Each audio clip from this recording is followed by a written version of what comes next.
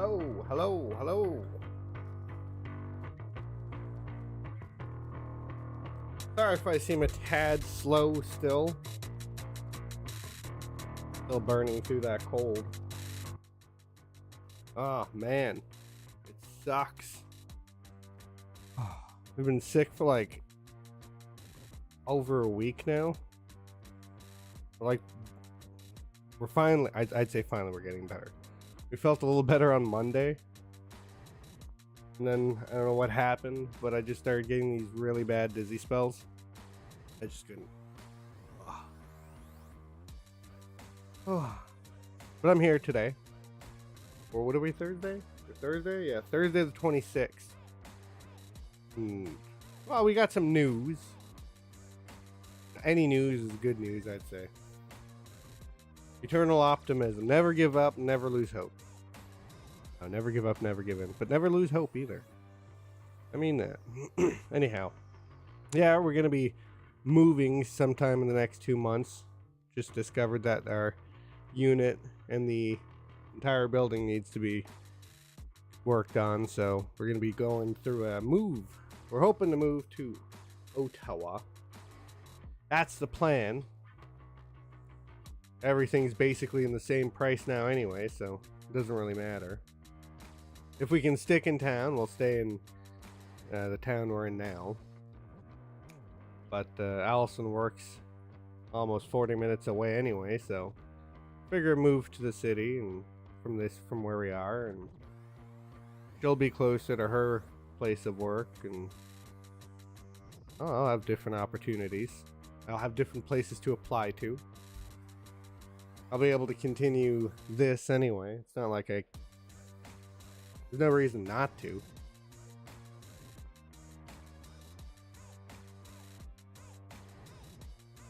So yeah.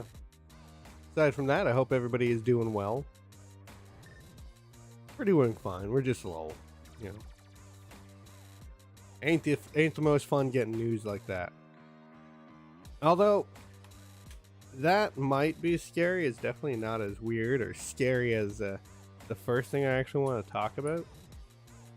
I'm sure somehow everybody else knew about this. I didn't know that Winnie the Pooh went into public domain. Not that it means anything to me anyway. I'm never gonna, as much as I love the character, it's never like I'm gonna do a piece of work on it. If anything, I just do like one of those YouTube love letter documentaries, an ode to, you know. That would be cool, but I don't really care. I just, the whole, you know, I grew up with it. That's about it. Kingdom Hearts, those little movies they used to do.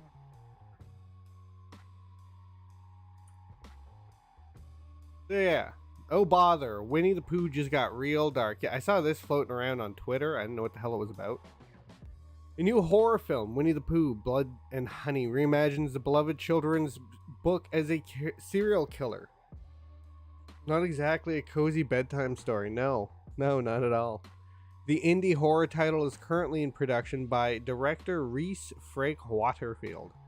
Quite a staggering directorial debut, if you ask me. The cast includes Craig David Dowsett as Winnie, with Chris Cordell as Piglet. 1 second.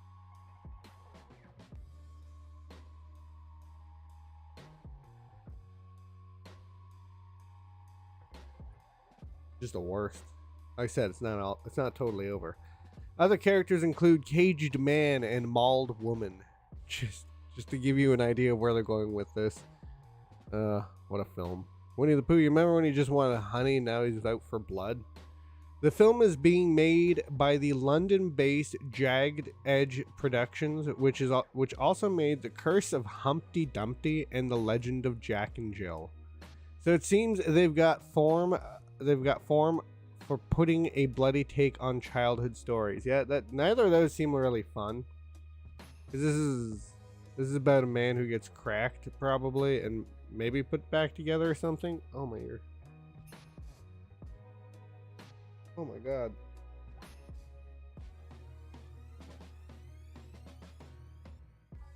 Let's leave that undone.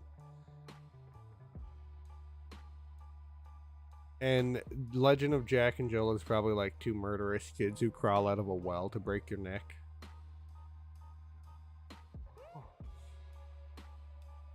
But how are they able to make a Winnie the Pooh movie? Well, this is what I was talking about earlier. Winnie the Pooh is almost synonymous with Disney at this point after studio turned A.A. Milne's, or Milne, I don't know, classic children's book into a collection of movies in the recent Christopher Robin film. I still haven't watched it and I want to.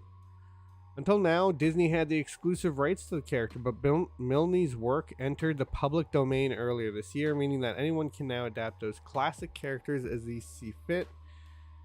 We just weren't expecting to getting quite so dark quite so quickly. No, I don't doubt it. I'm sure people were like, yeah, watch the furry porn, and then this is what ended up coming out.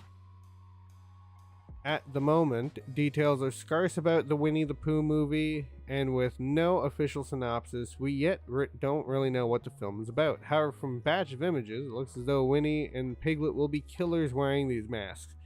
I want, like, there to be... They live in like a community of like crazy people.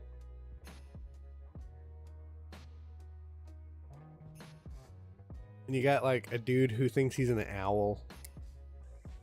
You got Rabbit. Instead of like making carrots, he's making drugs that he can put in the shape of carrots. Isn't that creepy? Definitely works. Anyway, I actually want to cover this as well, because well, we're no stranger to what the hell is going on in the States. I don't have a window open because it's way too cold. I don't have a fan either pointing at me. I think it's, yeah, there we are. Because I'm sure everybody's heard about it. There was a shooting in Uvalde. I think that's how it said. Yeah, I thought I had something up for it. All of these crashed right before I went to start, so I had to shut a whole. I know I don't have all the articles I was gonna go over. Doesn't matter though. So yeah, there was a shooting in Uvalde, and it was a terrible tragedy. 21 people are not here with us today. I just read something about their teacher who had been shot 4 times. She had just passed away from a heart attack, I guess. That I was watching was on my phone. If I find the article while we're going through this, I'll cover that one too, maybe. But yeah, Firefly actor Adam Baldwin points to. Do myself a favor. Holy cow. There. Quieter the music, the louder I can speak. Firefly actor Adam Baldwin points to Roe v. Wade, fatherless homes, and government's war on boys as causes in the rise of mass shootings. And I think that's a pretty fair take. I'm not gonna lie. I'm not saying I grew up in a fatherless home. I don't know if you mean to my mom, but there was we had stepdads. I'm not gonna say there was a long list of them, but like, you know, it was my sister's dad, and we learned some useful things from him. And then there was another man who was there for quite a few years, and obviously my father. And then I had my grandfather as well, so like, it was okay. I'm not gonna claim any of them were great influences, especially some of them what I learned about them later on in life. But I didn't grow up entirely fatherless to the point where I understand what it's like not to have my dad around. Now, my older brother basically grew up like us and would argue for him, he did. But if he did, then we did. But matter of semantics with him, I guess. I'm just saying I might be wrong, and I might be talking from like a point of view where I've deluded myself into thinking I'm okay when I'm not. I used to, according to my family, I used to do that a lot too. Right after, well, what leads to fatherless parents, divorces, see?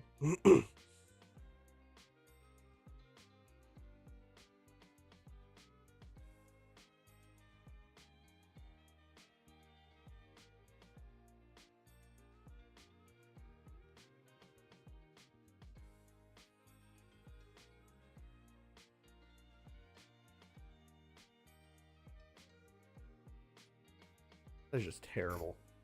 All right. Where was I? Oh, yeah. But some people, and from what I can understand, because I'm not like I just had a hobby for reading some of this stuff. I'm no trained professional.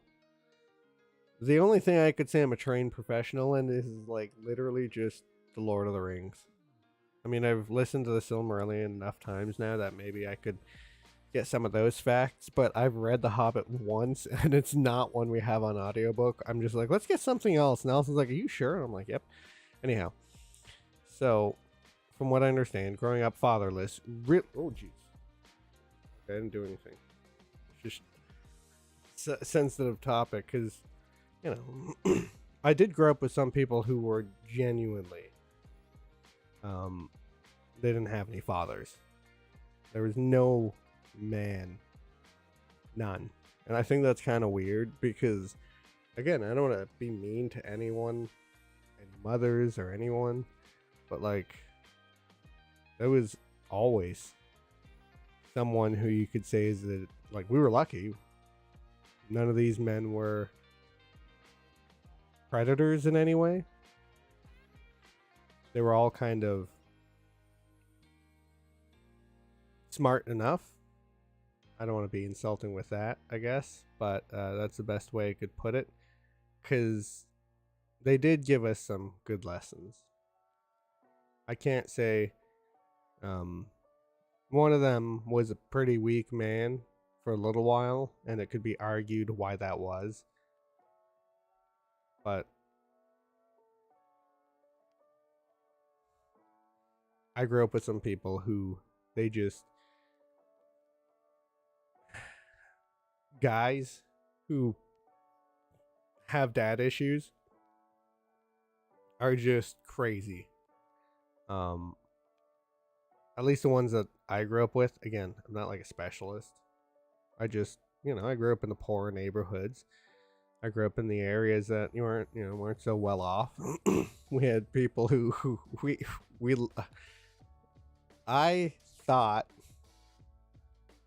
it was pretty weird that we had, I've lived in neighborhoods where they got the dog, that you don't know what breed of dog it is. You just know that they just bought the dog and it spent like 24 hours outside kind of thing in their front yard. And it wasn't even a vicious dog. It's just like, how like, Mom, how are we living in such a stereotypical place? And the weird part was we lived in like a little country town. So like, I'm no stranger to like a lot of people nowadays growing up in that weird poverty. I think Theo Vaughn said it. It's like white poor. It's not, or white poverty or something like that. That's basically what we were.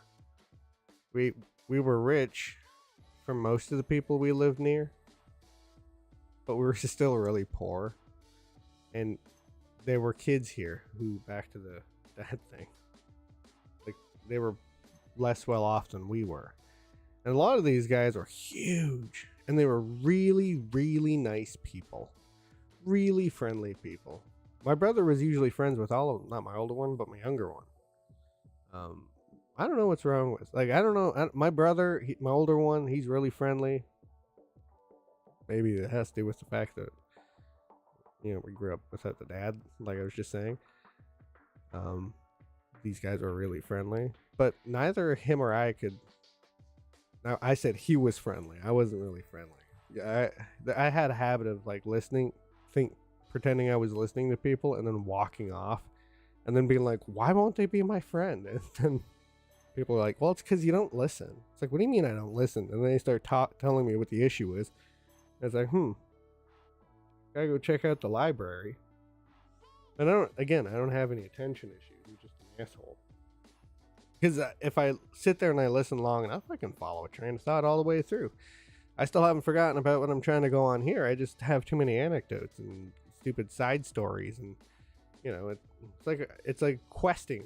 Me talking is like questing. I eventually get to the main quest, but first I got to go through all the side quests, no matter how irrelevant they are. But yeah, these guys would always be friendly. I could always go hang out with them. They always wanted to do stuff, but you could tell, like, we need a leader. Like, well, why don't you be a leader? You're the one who noticed we needed a leader. I'm like, no. How about one of us is leader of our group? Meanwhile, there's like 3 of us. Like, what the hell do we need a leader for? If you want to be the leader, go ahead. And then it always comes from like one of 3 places. I was gonna say 1, 2, but it's 3. A weird game of chess where the winner is clearly the smarter one. Wrestling, or like some other form of knowledge. It's like a trivia thing. Oh no, democratic election. That's what I was gonna say. Out of 3 people, we're gonna vote. It's like, I don't know how that works. I like to just say, how about we're just, and I know it's like probably the most passive beta thing to say. Like, how about we're all just a leader of something else? We're all good at something anyway. But I just wanted to avoid the argument altogether. So they were always thoughtful, but they were huge. And I don't mean to, I'm not trying to make fun of their size, because it's like some of them, they could have been, if we had the curricular activities, extracurricular for it, I'm sure they would have made great like football players or something. Some of them even did do sports. They were kind of crazy at it. But a lot of them had anger issues. And that's the ultimate point I wanted to get at. I don't mind having fun, but this is a serious point, right?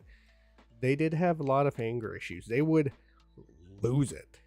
And I mean, I would say I had some anger issues. I got angry easy. Not so much anymore. I do have a short, like, it's weird.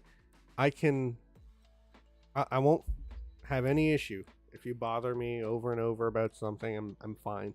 And then all of a sudden, I'll be trying to focus on like this Lego toy, for example, and you try and get my attention. Then it's like, I will break you in half. And then because that came out like that, it's like, oh my god, I'm sorry. I really don't mean that. And then I just try to laugh it off. Because honestly, I'm not trying to be an asshole. I really am not. Sometimes I'm just, that's why I think maybe I've got some deeper issues I got to deal with. But I also think it's just, pruners. My grandfather has a short temper. My dad had a short temper. I'm the only one who doesn't go on after that. I'm the only one I'm the first one to break the cycle. You annoy me, you break my patience streak, and I'm not angry for that long. Not unless I'm like really doing something. But anyways, like I said, I'm pretty fortunate compared to the kids I grew up with. Some of them like put your fist in, or put their fist through the wall kind of thing. Holes in their walls all the time. I'm not gonna lie. I've gotten so angry sometimes. I've thought about it, but I'd say I'm either a little bitch that I won't, or like sometimes I've even thought to myself, that just seems like too much effort. And then I just decide to stand there angrily, and then it's like, well, if I'm not going to do anything with it, I might as well just let it go. And that's one of the things my mom liked about me the most. We'd get into this heated argument. She'd be like, can you just get the hell out of here for 5 seconds? She goes, by the time you make it down the stairs, you won't be angry anymore. And I'd be like, yeah, well, fuck you. And I'd storm off, get to the bottom of the stairs, and say, well, you know what? It's no one to be mad at. That's why I think living with my brother was the worst thing, because he thrived on me being angry. So like, she'd set me off, I'd try to go away quietly, and he'd be sitting in the corner waiting to piss me off. But yeah, back to the fatherless thing. That I agree with what he says there. I've never been in a situation that has been that scary, where I think it's gonna be like what took place during Uvalde. But I have read a lot of literature that would show that fatherless homes are one of the biggest issues that leads to situations like that. Mass shootings of any kind. Just the depression people have. It sucks. So yeah, Firefly actor Adam Baldwin recently took to Twitter where he shared a laundry list of reasons to what caused the rise of mass shootings in the United States of America. Baldwin shared what he believes caused the rise in mass shooting in response to a question from pundit Clay Travis. Travis asked, honest question, we've had widely available guns in this country for hundreds of years. Why did mass shootings only really start in the 90s with Columbine? That's actually one of the ones I was going to mention for fatherless issues. They were really nice kids, but I think one of them grew up without a dad, if not both. What changed to make this happen after 200 years where they mostly didn't? I'm interested in opinions. Roe v. Wade codified the cheapening of life in a generation, plus the Great Society alienating fathers out of the home, plus mind-bending drug use abuse over prescription, plus the war on boys in government schools, to name a few. I would say yes. I would never claim to have been so depressed that I needed any pills. My mother did try and get me help with that, but it didn't do anything, in my opinion. Like literally nothing. I wouldn't say I got worse. I wouldn't say I was better. I wouldn't. The only pill that helped was whatever one they put me on when I first started getting treated for schizophrenia, because being calm enough to say, I don't think these do anything, and hear my doctor go, they're not really going to do anything.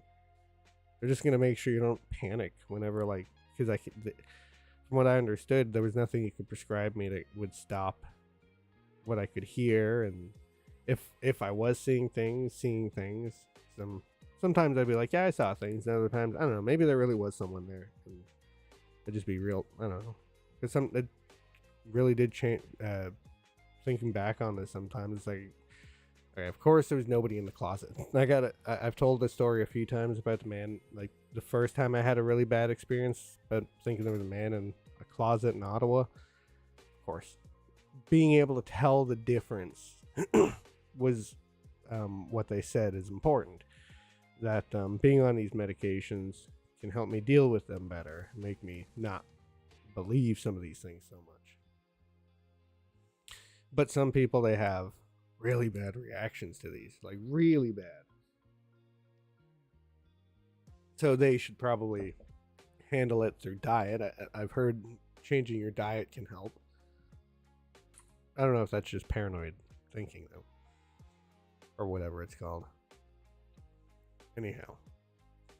But yeah, these kids they're really depressed. Like I was saying, these kids were really nice because they were really sad, right? A lot of them. And I didn't blame. Sorry, I'm just turning it up because it doesn't look like it's. I'm having a hard time keeping it loud today. Also, don't want that to happen too much. So you know what? I'll just keep it loud, and then I'll because I gotta get used to it anyways.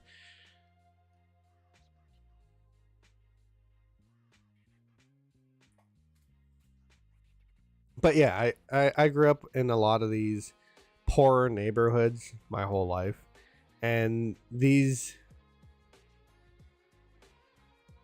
like I said, they were nice kids. One of my and I think that's the difference, is he grew up with his dad. He grew up with somebody who could bounce those ideas off of his head. He was still hyper individual. I don't want to make him sound worse than he is. He did some crazy stuff before I met him, and I genuinely think to some points, if I wasn't his friend, you know, I would have been reading about him one day, which is what happened. I don't think I'm allowed to say the names because I don't know how that works, but there's that law against not saying mass shooters' names. But the one where that little dopey kid came out of, I can't think of his name. Oh my god. David Hogg. Like, shooting up a school is a tragedy no matter what, but these lives these kids lead them down the path where they just get dropped through the cracks. That's what I mean about sometimes I wonder if that, you know, I'm glad I was there to be his friend, my friend. But again, he didn't grow up in a fatherless home, so maybe he had it a little better too. Yeah, the war. So yeah, then there is this kind of weird. I wouldn't say it's happening in Canada as much as it's happening in the States. I would say something else is happening in Canada, because they have us pretty under control already. Maybe it's because our men were already kind of weak to begin with. Oh my god. Well, my ear's not friggin' popping up anymore anyway, so. No, I don't think there is a war on boys. Um, if anything, I would say it really is more the war on girls. And you could say, well, that's because all the trans girls or women kind of thing, and those are men, and that's where the war on boys is. But it's like, I don't know. I don't feel like it that much. I feel like it really is more war on women in Canada.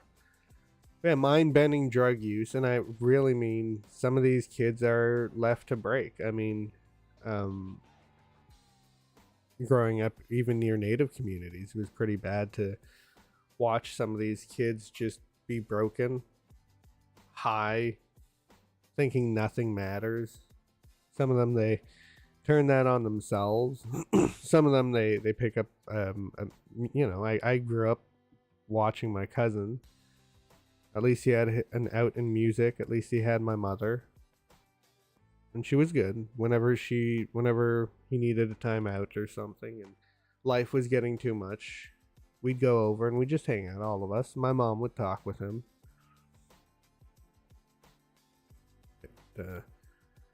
And then alienating fathers out of the home.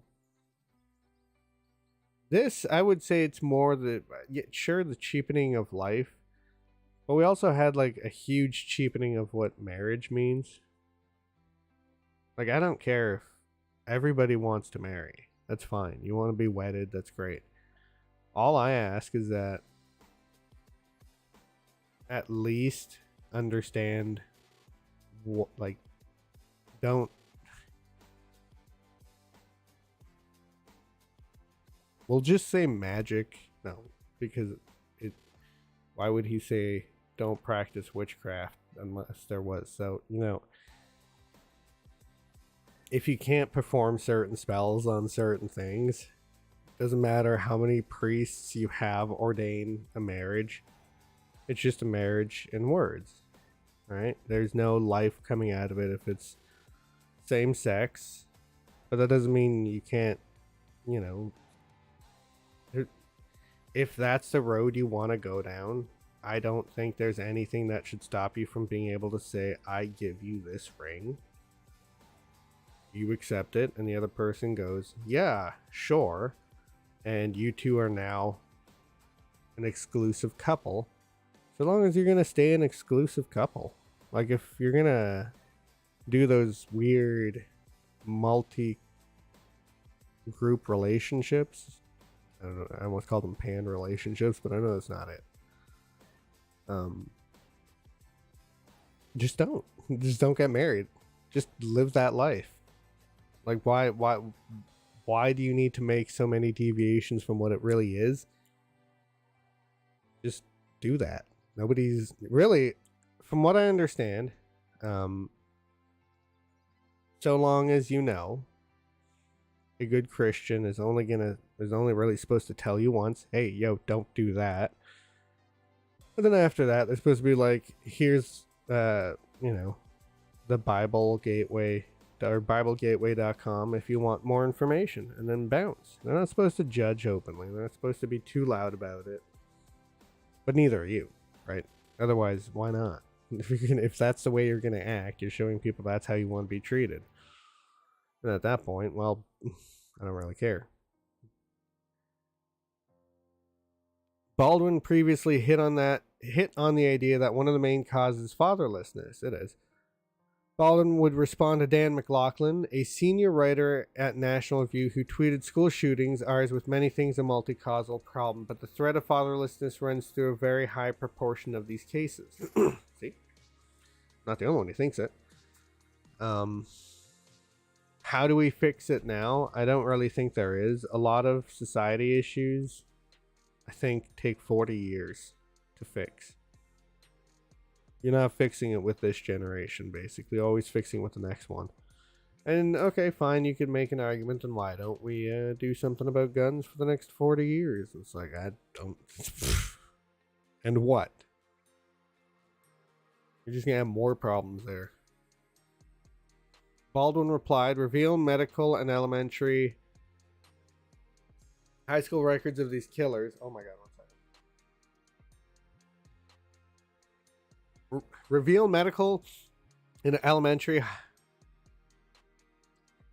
and high school records of these killers. I can't read that for some reason. And patterns will emerge from their administration and loco parentis. I thought he was calling parents crazy, but I think he means like loco, like probably local. Oh, look at that! In place of the parent. Ha ha ha ha. I mean, my Latin's not that good, but legal responsibility of some person or organization to perform some of the functions or responsibilities of a parent. He would reiterate the lack of parenting in fathers in response to the Federalist senior editor David Harsani, who tweeted, another shooter from a broken home. I have no solution for this problem, but it seems important. What? I'm sorry. Another shooter from a broken home. I have no solution for this problem, but it seems important. Yes, it does, doesn't it? Wow. The only thing it was missing was like that emoji. I hate that. God damn. I'll be scrolling through Twitter or Reddit. I'll see that, and all I can think of is you friggin'. Always makes me think they should have a tinfoil hat on when they say stuff like that. I don't know why, but in my brain it just disqualifies it. There are some emojis I don't give a shit. But the Donald Trump Russia? Hillary Clinton pizza? Get out of here. I don't care. Scoop. I just read like it would have had that at the end, that's all. See? The shooter's elementary and high school and medical records should always be fully released. Meds will emerge that can lead to some preventative measures or even solutions. Yeah, I kind of feel like that what that's going to lead to, though, is like I mean, that if it does save one life, but I feel like that's just going to lead to people being like that. Oh no, only whenever they shoot. Okay, yeah, never mind. I feel like in the future it's going to lead people to be like prejudiced against some people, but he doesn't mean release the records of people who are like this, just the shooters. That makes sense. Oh, what the heck? I read that. I thought that was one of theirs. Something about Batman. Okay. Playing Antifa. Look at that. They didn't turn him into a little chump, did they? Oh, I don't care. I don't want to go that far. Yeah. I don't know. I don't know if the records should be fully released. I think that should be a matter of like when it goes to court, or you know, maybe for a database for people to research that stuff, but it doesn't need to be released to us. At that point, I'm sorry. He shouldn't, nothing, you know, he shot up school. I don't think he should be. I'm saying it's open and shut. There we go.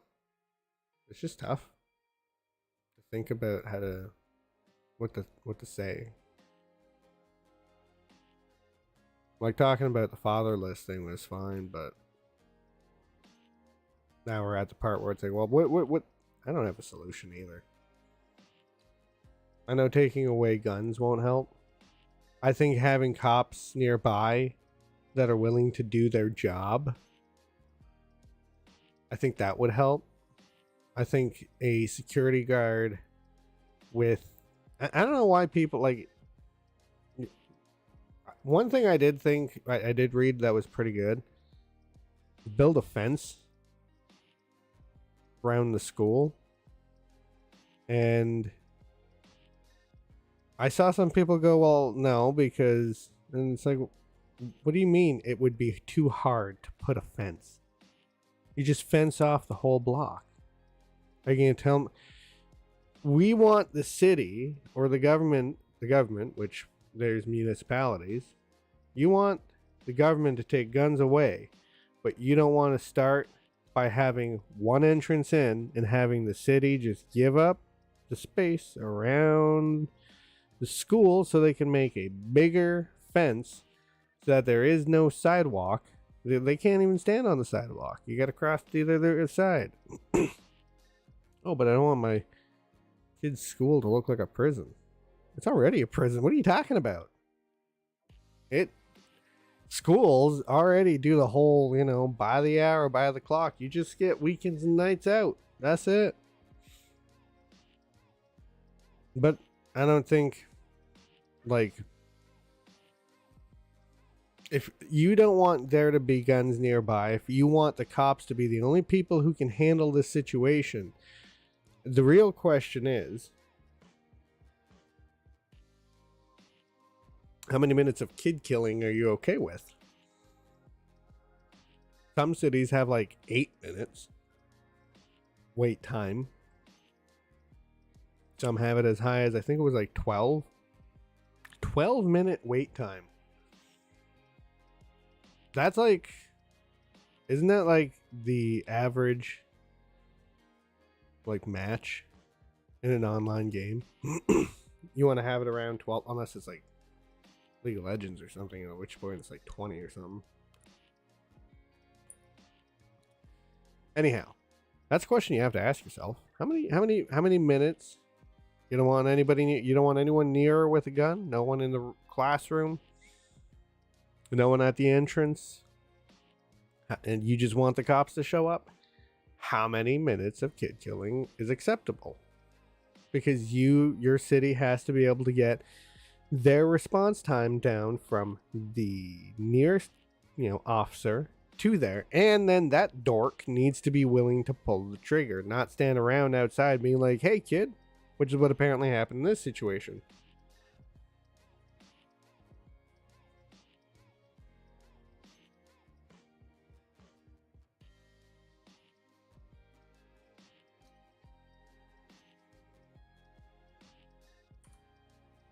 It just sucks.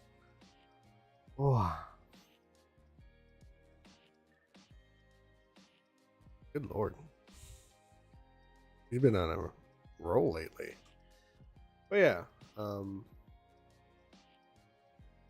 do the Batman one next. I popped that one up anyway. So we'll move into another topic for now, and maybe if something brings us back to that, we'll continue about it, but it's a shame. Batman flees Antifa and Black Lives Matter style riots in new comic. These places all have insurance. Not my job to protect our profit margins. No, you're right. Your job isn't really to protect anyone. You're a businessman. You just take it upon yourself to do that. You don't have to. Oh my.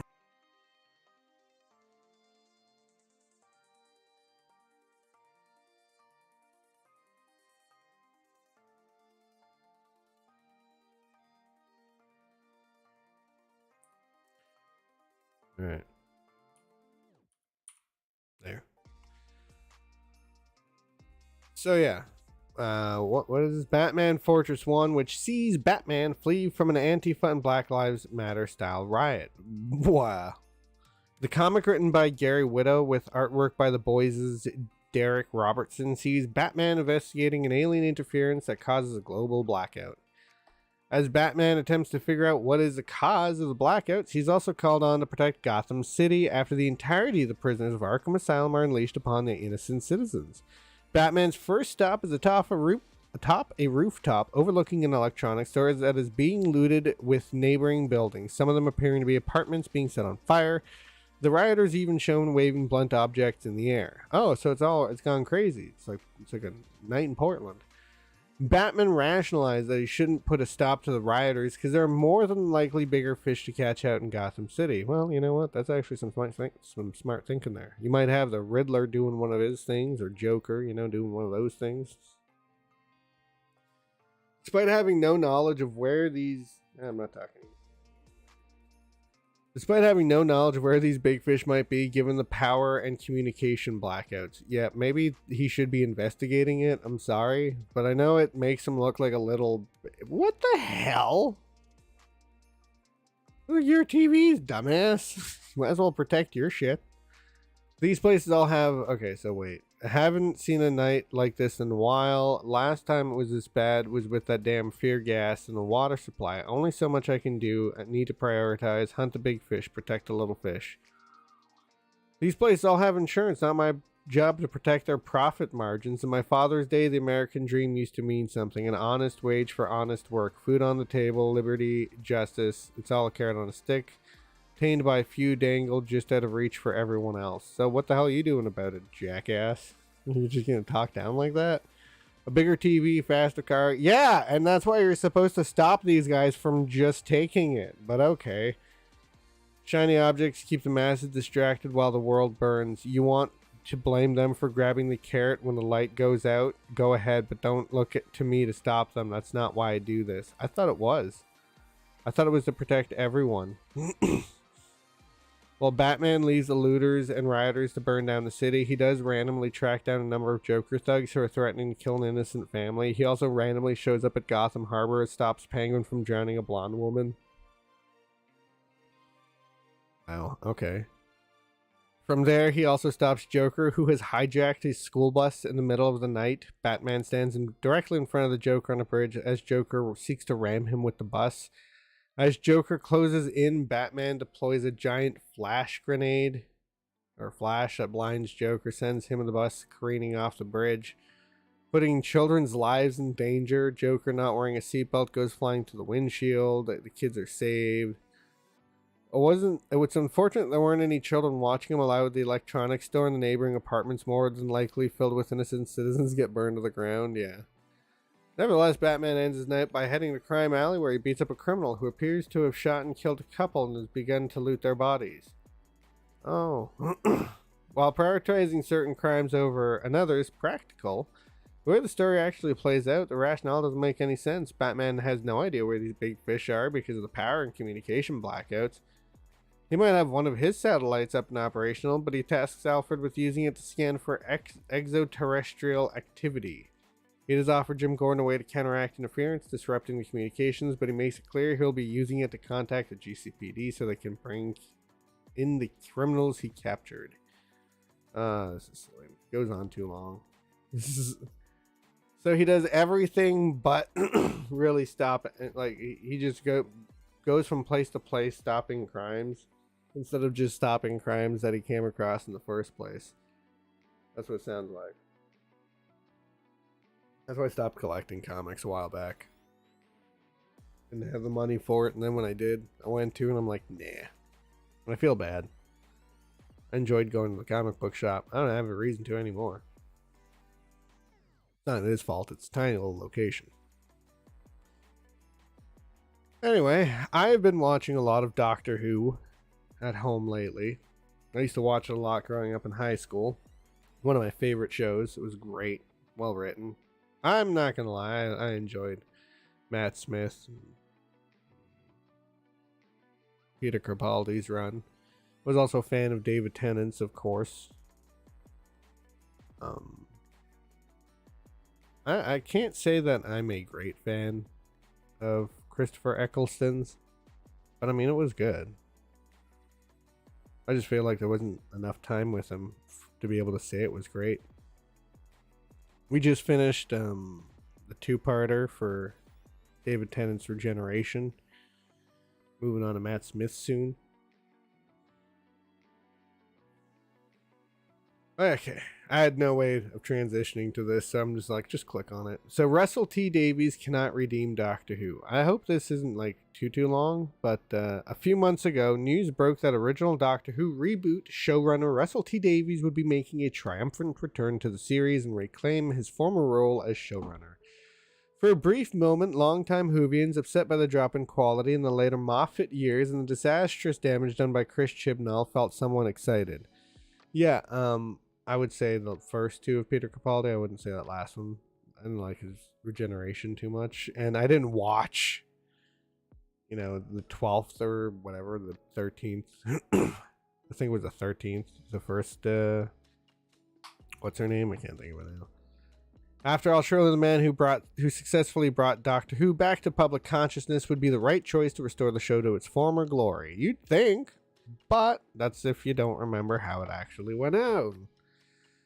However, in the months since this announcement, it's quickly become apparent that Davies has no intentions of doing like that, but will instead traverse the path of doom that is radical identity politics. It's part of the reason why I thought I didn't really like some of his run. Is I found they dealt, well, aside from the Paternoster gang, which they started to rely on a little more often with David Tennant, I felt like he did it more often.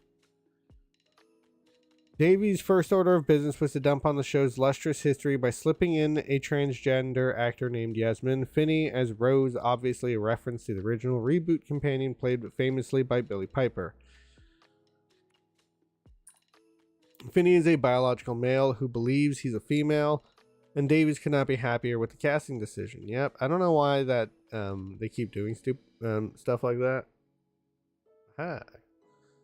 Is this really a shock, though? Has Davies only now just flipped his wig and decided to go full-bore identity politics? It's no secret that he injected Doctor Who with LGBTQ messaging as early as the first season back in 2005. No one cared back then because not only was there very little in the way of propagandizing, but the characters and stories were also great. Yeah. In Davies' original run, the cast was truly inclusive in a way that mimicked real-world dynamics. It was actually pretty good for that. Everyone could be a part of Doctor Who, provided they get along with one another and accepted each other's preferences and proclivities. However, the warning signs that Davies was heading down a dark directorial path started to emerge. Oh yeah, he's trying to brainwash us. Emerged years ago, not in Doctor Who, but rather its spin-off Torchwood. Torchwood was good, but they have a point there. Though the show was extremely heavy-handed with gay and lesbian messaging, but its writing still managed to balance itself out, solidifying Torchwood as an entertaining detour within the Doctor Who's universe. Yes, I agree with that a lot. I would even say Miracle Day was fun, but it got a little confusing. Got weird. And then hot on the heels of 2009's incredible and amazing Children of Earth miniseries came 2011's Miracle Day. I like how he makes it sound that bad. While fans expected Davies to produce the series with the same powerful messaging and tightly woven narrative as his previous work, it never came to pass. Instead, Miracle Day was a disaster, specifically because it took its eye off the story in the latter half of the series.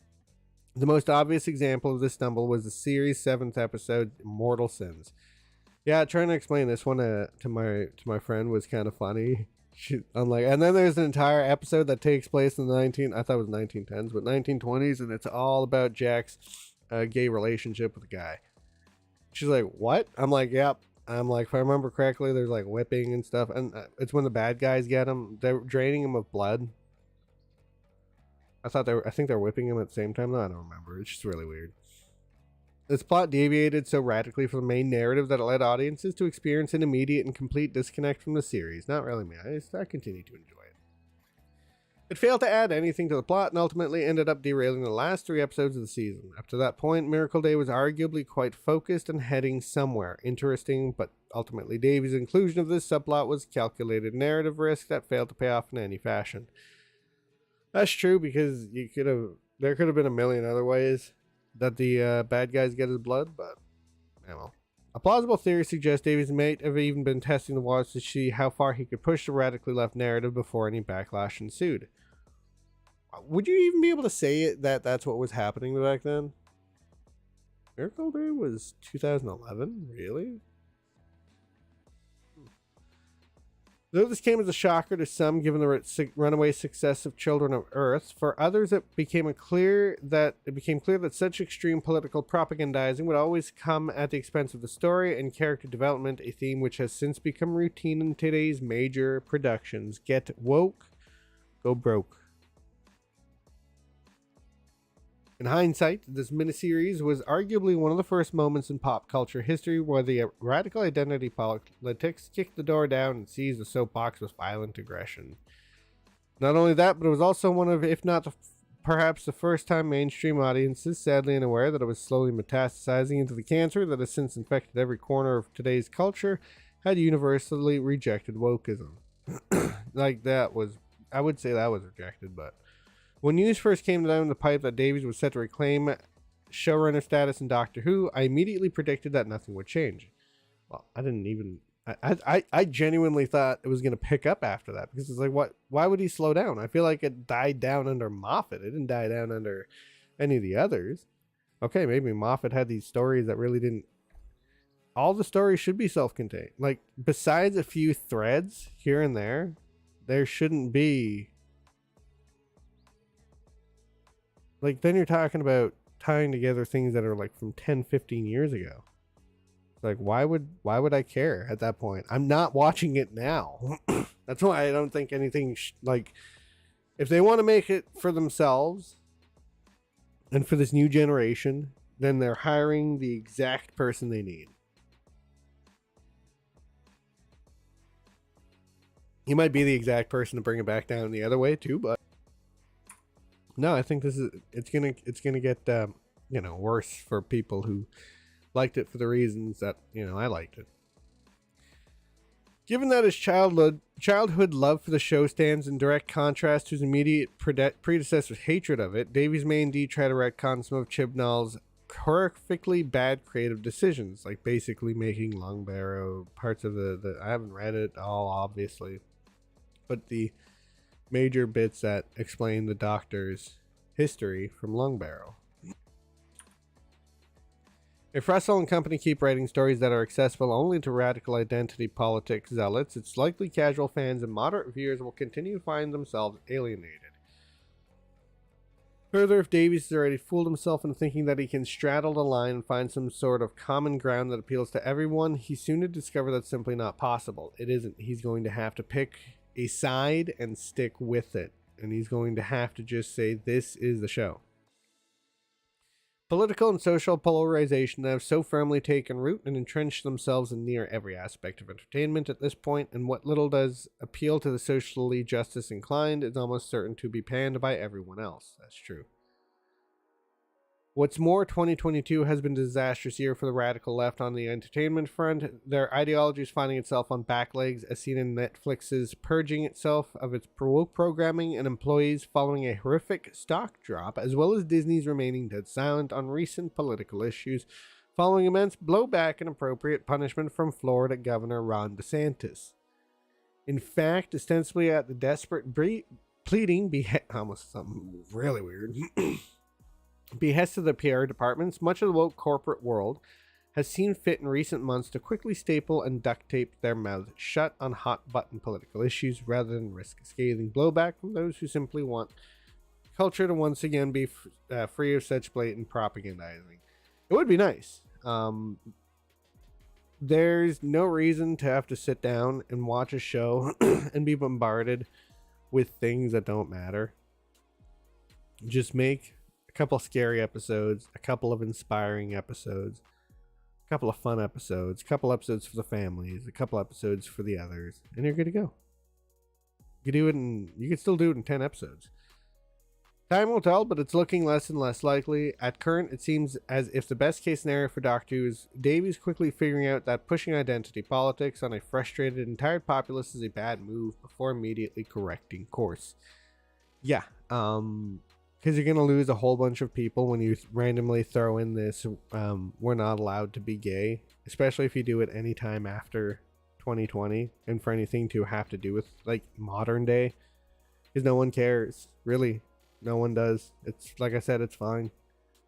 If you can, it's, no one's going to stop you. Nobody thinks it's wrong. If anybody attacks you, everybody I know would come to your aid. Whoever you are, if you ask for it. Nobody likes violent people. If the latter, Doctor Who may finally find itself unable to climb out of the chasm. The show is already on life support as it is, and Davies' return is one chance it has to effectively reverse series direction, regain its focus, and deliver an entry that everyone can watch and enjoy. Of course, it's also entirely possible that Davies manages to pull a rabbit out of his hat and somehow balance all of these elements properly, in which case the 14th Doctor would be a glorious return to form. I don't know. I think it's kind of too late now. I don't see the show. Here, how about this? I don't see myself watching the show probably anymore, like any of the new stuff. For me, he probably just doesn't regenerate my head after the 12th. He just finally gives into the universe and lets that phoenix like energy disperse, and he just goes, you know. Vale 13 or Vale 12, whatever.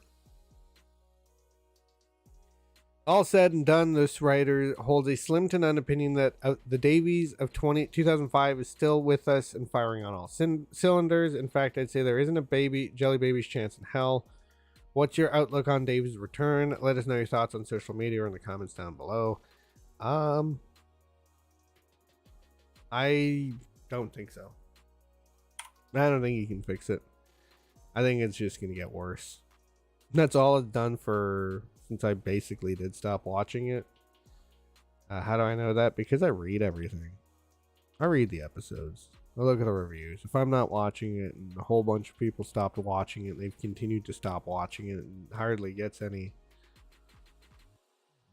well, obviously it gets more than what I get, but that's neither here nor there. So I was going to read this thing from CBR. Oh, wait, it was pretty short. I thought it was longer. Original Obi-Wan Kenobi writer believes biblical references got him fired. Obi-Wan Kenobi's original writer Hossein Amini explains why his script's dark biblical overtones may have resulted in his replacement on the project. Original Obi-Wan Kenobi writer Hossein Amini recently theorized that the biblical references in the script got him fired from the Disney Star Wars, from the Disney Plus series. Amini discussed his Old Testament approach to Star Wars legendary Jedi Master in an episode of Script Apart. The thing that inspired me, this is probably why I got fired. I remember thinking it's a little bit like the Book of Job, he explained, where Obi-Wan needs to go through tests, and that the idea you go through tests and then at the end of it you find your faith. And that for me is quite a dark journey, but it's one that ends up kind of in a hopeful place. But I think I'm naturally drawn to, like I said, these sorts of things, and I think maybe one of the strengths of Star Wars is its simplicity. I would actually say, yeah, that's a lot of, whenever I write my Pathfinder campaigns, a lot of the time I'll be reading something and I'll come up with a character based on the idea or concept or what would this person be today. Amini also outlined his overall vision for Obi-Wan Kenobi, confirming that at least some of what he wrote appears to have made it into the finished series. I can describe what things interested me at the time, which were that Obi-Wan in that particular time and place, the idea, and I think a lot of that is still there. The idea of all his friends have died, what he believed in is fallen, and he's lost his faith in a sense. He's lost his not the Force, but in sense of faith. And from what I see in the trailer, that notion is still there, and my name is still on some of the scripts, even though there are a lot of other writers now. Showrunner Joby Harold recently confirmed that Disney Plus series also recycles some elements from Stephen Daldry's abandoned Obi-Wan Kenobi movie, in which Amini worked on as well. We certainly inherited a lot of ideas from the story developments in the past, Harold said, but there's also a lot of new directions and ideas we explored, building off some of those things we inherited. Harold, who replaced Amini as lead writer on the show, added that Obi-Wan Kenobi's story ultimately benefited from the extended runtime afforded by a limited series. Aside from sharing his vision for the show, Amini also debunked rumors that his Obi-Wan Kenobi scripts featured Darth Maul as an antagonist.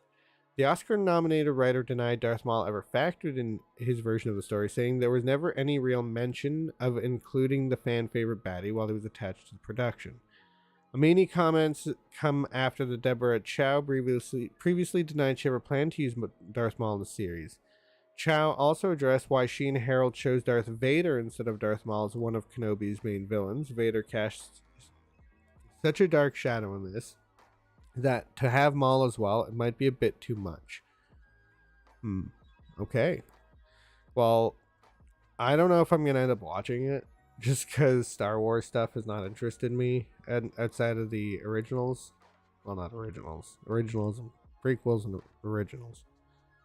I like that little viewing method or viewing order: 4, 5, 2, 3, then 6.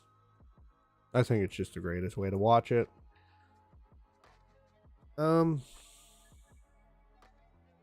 Obi-Wan Kenobi is a character I really like, and I would like to watch. I might, you know what? Maybe I might watch it because I wanted to see it when it was a movie, or when it was rumored that there was going to be a movie. And I mean, I like stuff that's got those little references, descending into our darkest depths, finding our faith. And I could care less if it's another universe, if they're like, yeah, there's no God in this universe. God is this, and this is how he speaks to them. It's basically it. Maybe maybe that universe doesn't have it. This one does. He's up there. I know it's hard to hear that with everything going on. I feel bad for people who have their faith shaken by the tragedies that take place. It would be nice for him to reach down a hand every so often and give us a miracle, but it never ends. Trust me. We'll always be like, well, what about this time? This way, you know, we have to come up with the ideas. So yeah, I'm going to get New Vegas going. Basically been the whole month I didn't play it. Oh boy. I don't have to be jumping in and out. Options. I just want to make sure it's good to go.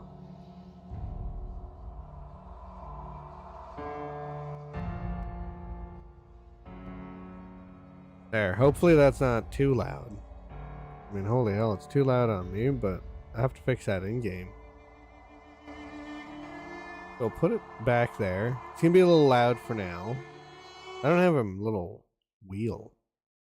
That's the thing that sucks. I'll turn it down. I'll go get some more water. Maybe. I should.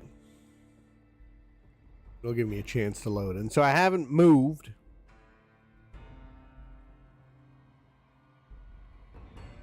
I haven't done anything.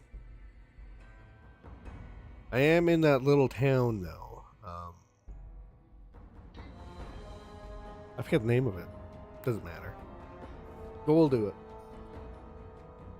Well, I think. I'm sure I could. I can get to Vegas tonight. That's what I thought. I'll be right back.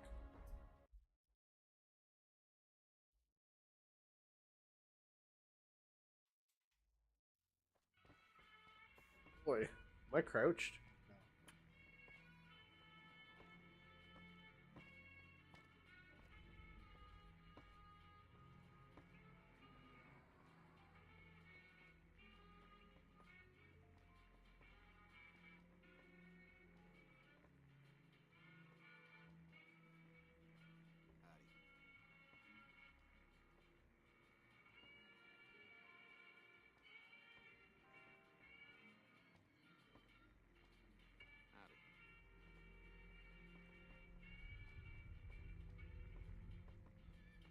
Hey there.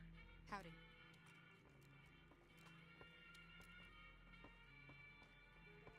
Howdy.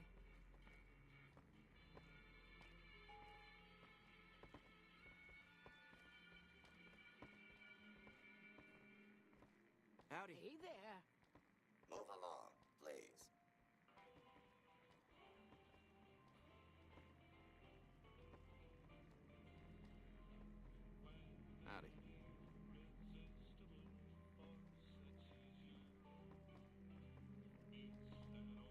Hey there.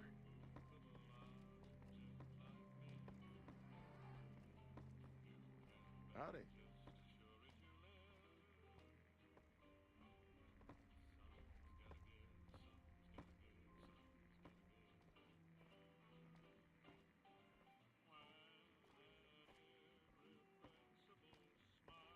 Howdy.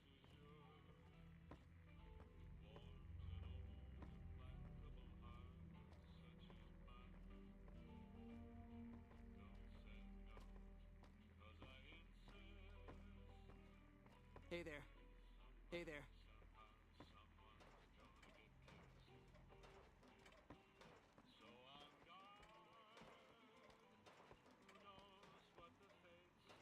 Howdy. Move along, please. Howdy.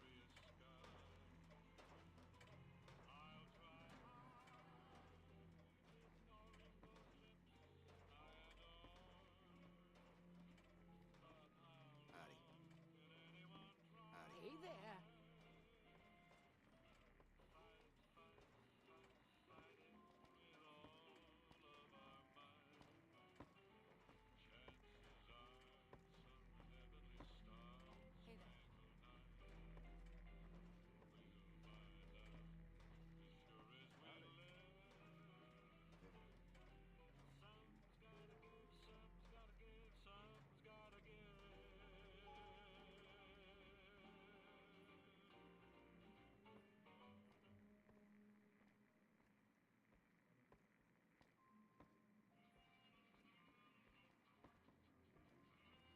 Hey there. Hey there.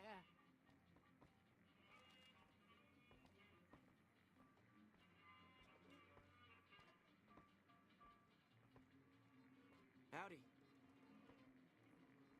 Howdy.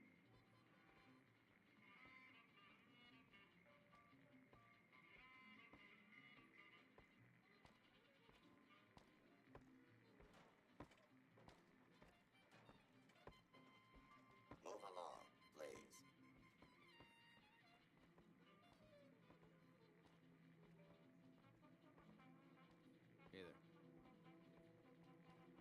Hey there.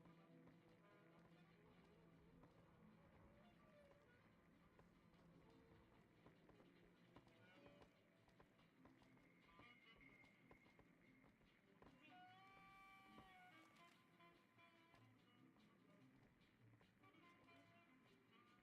Howdy.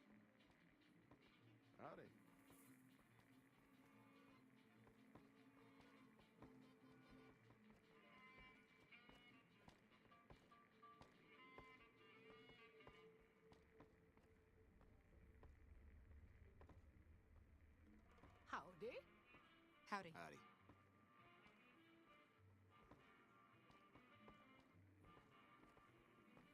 Howdy.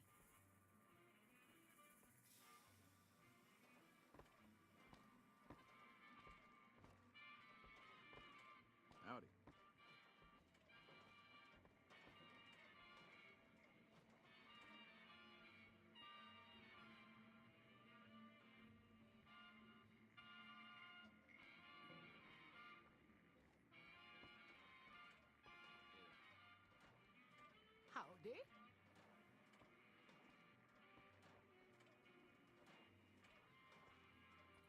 Hello.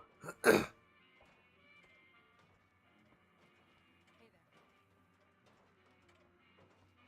Howdy. All right. Vicky and Vance, Hey there. whatever it's called. Good golly. What am I doing next?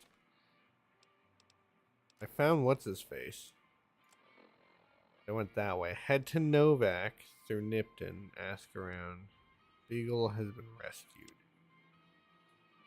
Okay.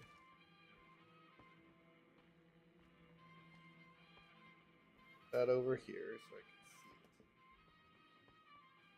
can see it. Here where it'll be in less problems. Should be good.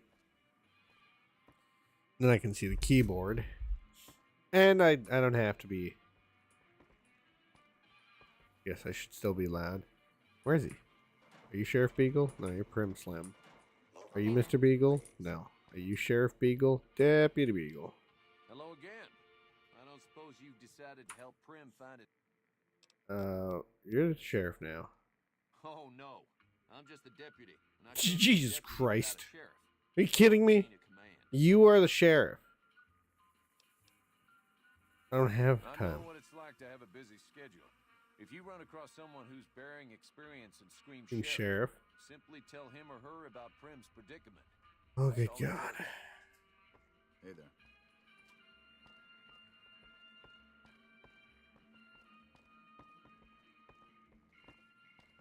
Okay, well, you know what?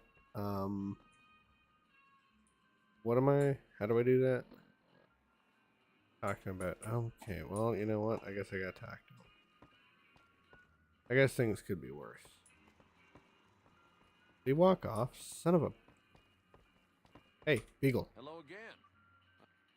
What are the It qualifications? should be someone brave Like like, me. you, but more of a homebody. Someone who'll settle down and watch over us. Yeah, I'm not I staying here. heard the powder gangers talking about someone in the prison named Myers who prison. has some experience as a sheriff. He may be a Oh. good choice. Also, with the NCR so close by, you may be able to get them to take over the town. Criminals. Not sure why they haven't Oh wait, he worked was a out sheriff. already. So maybe Maybe next. now that he's lived on both sides of the law, he'll be more than likely want to be a good guy. Let's go get him. I need like a suit. That's what I want. Oh wait.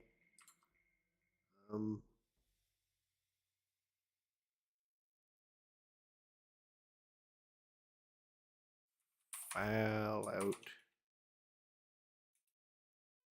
Oh geez.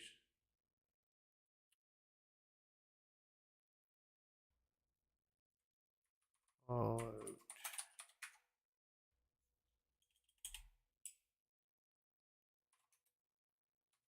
New Vegas. There. Didn't crash, did it? Okay. Okay. Oh, I think it might have. Nope. Cool. Actually plays zoomed in. I don't know why it's so laggy tonight.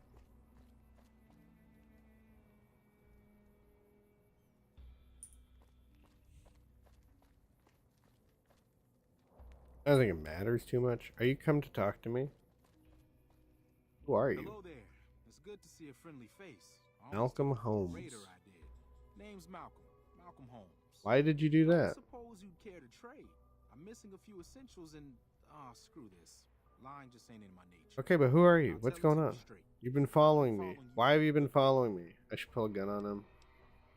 Don't follow me. Okay, you're a dangerous sort. I get that.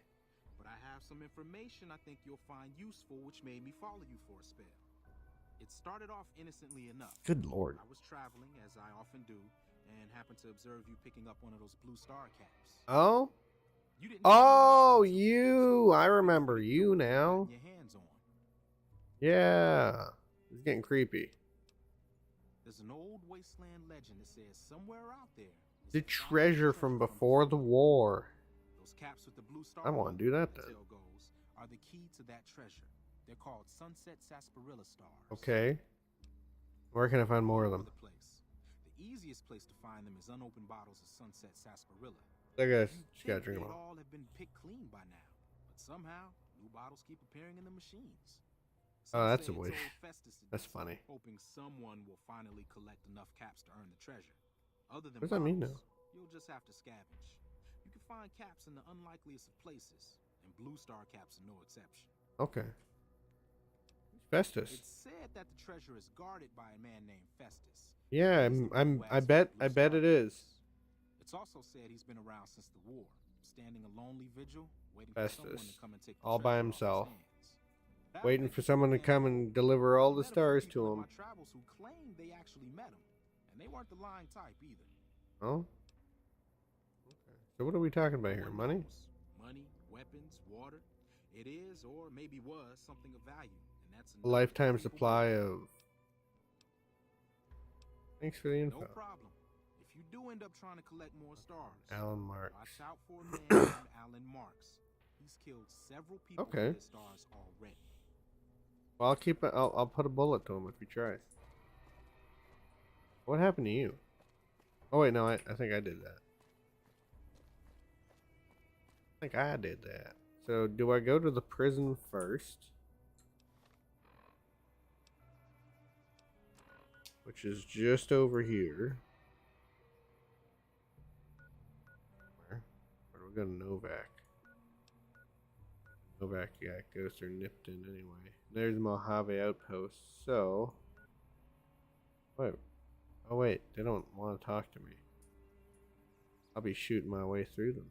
But I don't like the NCR. I guess I could just go shoot up the place.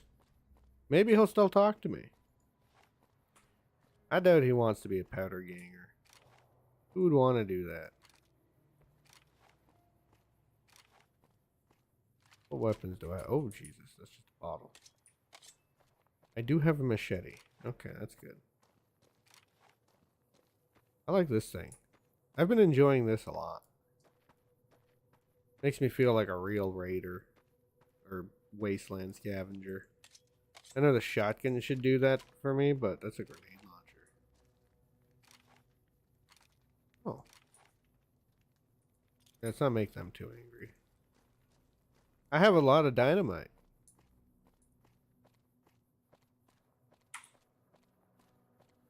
I'm going to use some of this dynamite. It's a terrible weapon. Suck at using it. So he's out here somewhere, huh? In the desert. Can I zoom in? No. What game was it? I can zoom in. Ah, damn it. It's a stupid, No Man's Sky. I might play some of that later. I tried it out on my PS4 earlier. I didn't see no space whales. I haven't done that much. That's why I said I might do it on stream. Oh, look. What are they called? Cazadors? Hey. How do I, No. Float fly. I can't even hit the damn thing. Like a stormtrooper. Here. Wait, this is a shotgun. Oh my god, it's got better aim than I do. Damn it! Oh my god. I got him! Makes Minecraft noises, that's weird.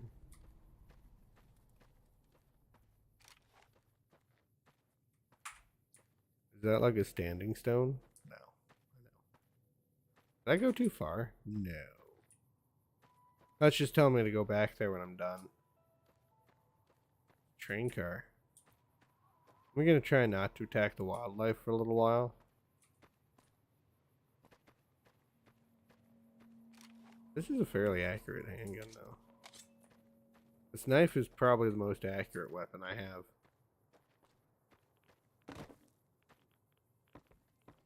So, a lot of radiation down here. Oh, there's a little lunchbox. That's not a lunchbox.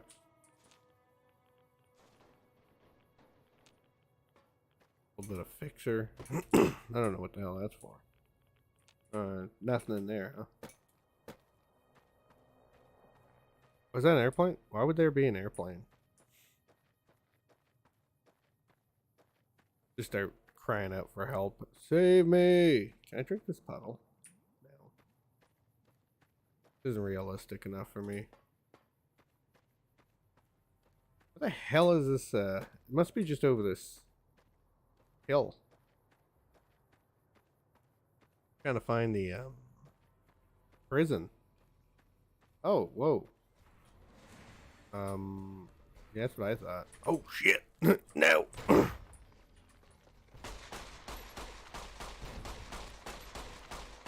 Enough with the friggin'... Oh crap.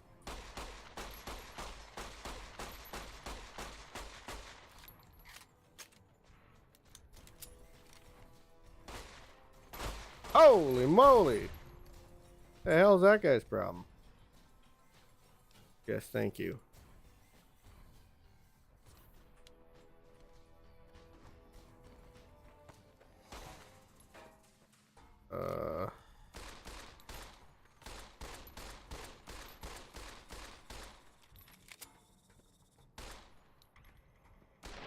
Oh, there we go. I was just trying to get them. I don't remember how to activate VATS. I'm not gonna lie. That ain't just aiming. I already know how to aim. I'll take all our ammo. Okay, straight razor, nah. I could do with the varmint rifle, but oh my god, I don't have that much ammo left.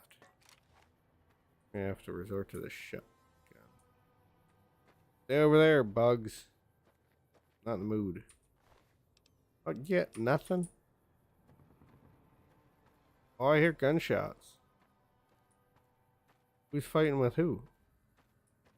And what for? So they really don't like me. That's apparent. That's not even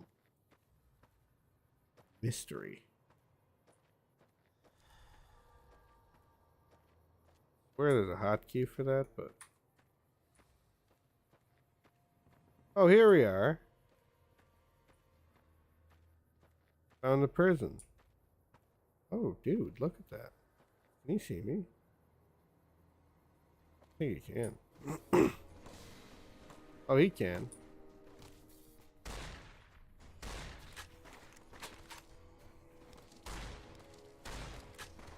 Oh boy. Shoot to kill, huh?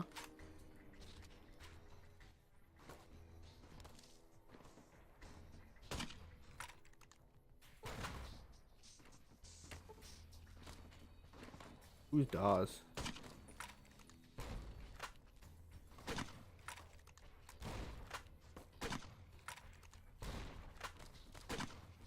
Just grenade them. I don't even know if I'm doing anything right. Okay, maybe you guys are just a little too hostile for me. Holy Murphy. Oh.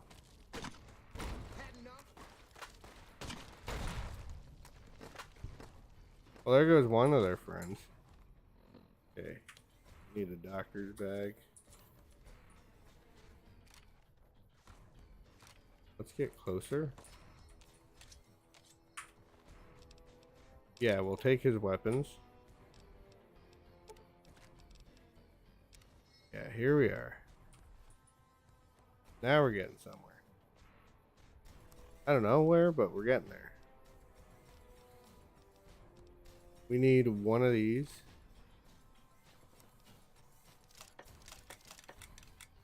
And then we need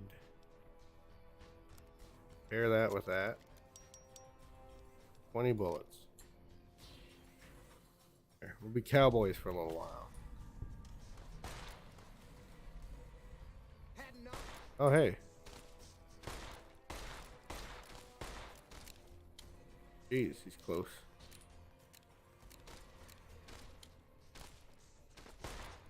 I don't know if I'm going to make it out of this alive. Well, I'm getting there. They're not winning. Oh, shit. Why is there always one with the friggin'... Oh, you again? Had enough. Oh, boy. Knife, knife, knife.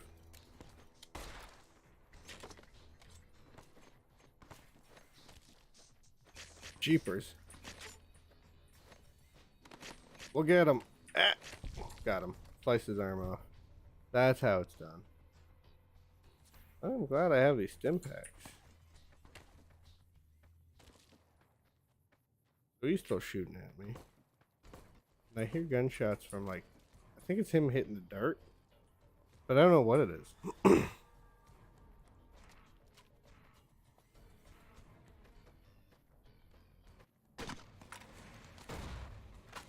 I'm not close enough to hit him with one of these. I got the shotgun now, so I just gotta be careful he doesn't. I wonder how many are in here.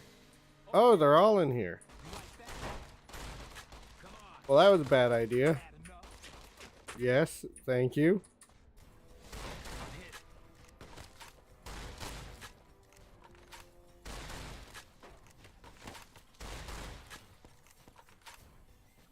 Jesus, I wasn't This is not what I was expecting to have happen. Yeah, back off, buddy. Oh my. Well, that takes care of him. I've had too many. There, that takes care of these two. I don't know why they're dressed the way they are, but they are. Take that. Definitely take that. Yeah, we'll take that. Might as well. Don't need dynamite. Don't need anything else. Can we use... Yes, we can. Fix my arm. Huh? You like that? I love that one. Roses are red, violets are blue. Oh! Oh.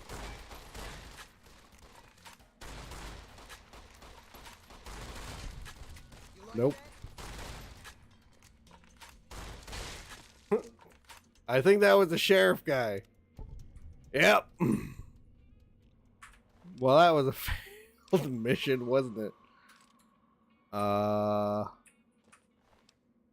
Sugar cow.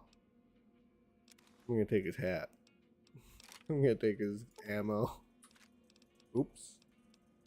Oopsie daisies. Oh, no one doing that, is there? I guess I might as well treat it like a, you know, dungeon now. Go in and take everything.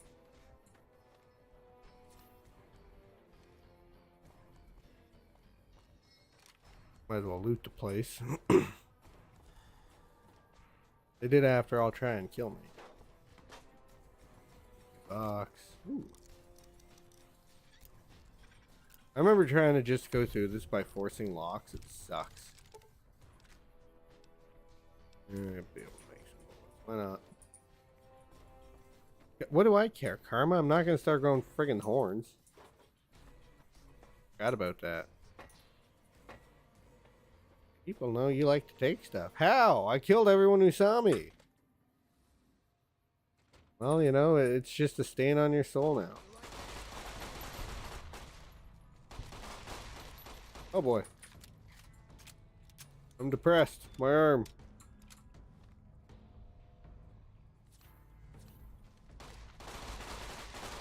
I just gotta lay fire on him. Oh my god. So nobody likes me anymore. That's for sure. They're like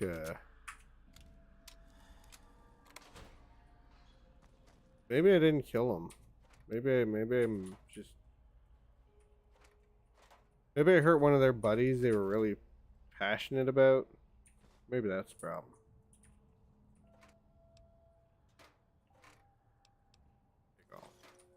I gotta get used to what button does what. Scrap. Battery. Yeah, I'm not taking any more dynamite. I ain't even used it.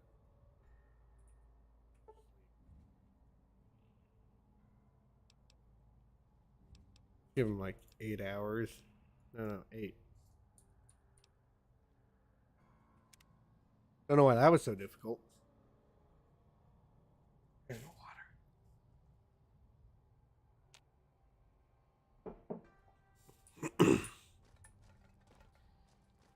So yeah, we've begun looking for places in Ottawa, in between. Like I said, Allison works in Embrun, so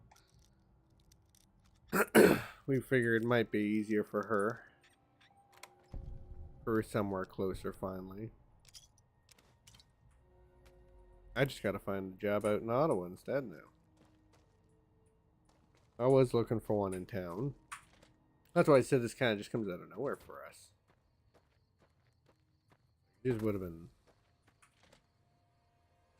nice if I had a little more time to prepare, but life comes at you. Oh boy, yeah, like that. Life comes at you, boy. Blow them away. Okay. Are we...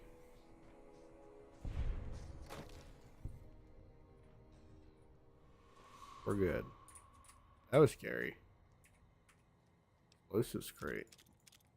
Long fuse dynamite. Because, you know, regular length isn't good enough. Hey, damn it.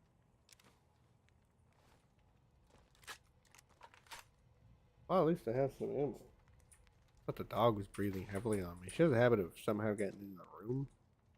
She'll just breathe as heavy as she can. And it's like, by golly. What do you want? Good girl, though. That's half the struggle, though, is finding a place that's pet friendly as well. Because I ain't giving her up. We'll even stay here if we have to. Not here, but like down. Can't find what we need first.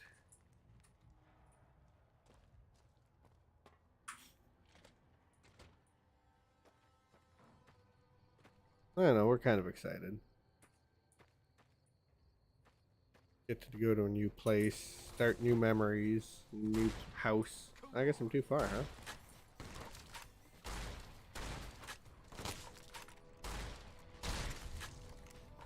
Gotta duck and just weave. Weave. Oh my god.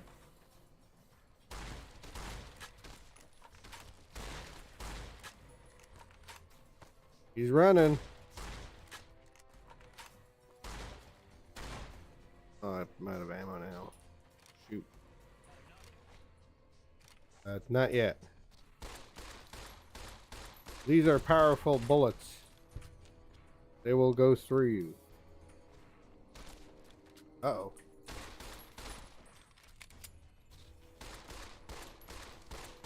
Focus. Oh, I broke his arm. I crippled him. Yes. No. I don't want it. Never gonna end up using it.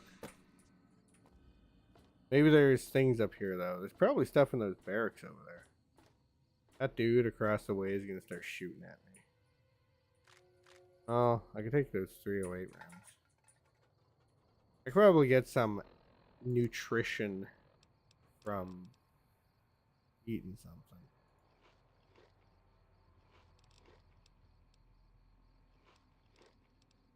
Water. Or some limb condition. Do I have clean water or dirty water? Either or? No? I have that bucket. That fancy little canteen that I can drink out of. I don't want to jump too far. Fresh potato is worn off. And I'm going to try and get in that barracks. So this was a waste of time. No, I wouldn't say it was a waste of time. I mean, I waste my time by thinking I could bring him over to my side, but you know what? You guys don't need a sheriff in that town. Maybe I'll just... Because I'm not going to be friends with the NCR. Hell no. How are the people? Hey, Oh. you like that? Got you now. Oh boy. Come on. There we go. That takes care of him. You have a laser pistol? Well, you know what? You know what they say. Can't beat them, join them. What do I have is recharger rifle. Don't think... Do I have any ammo? Oh, I do.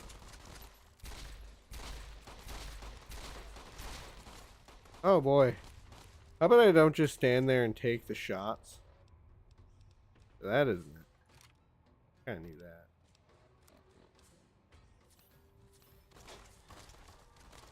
Woo!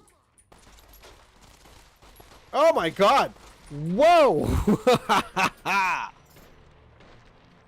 I deserve that, don't I? Okay, I guess I'm gonna leave. Over here. Yeah, but the pistol. Had enough. Just get out of there. I didn't know that was gonna happen. Where's the dynamite button? That's the dynamite button.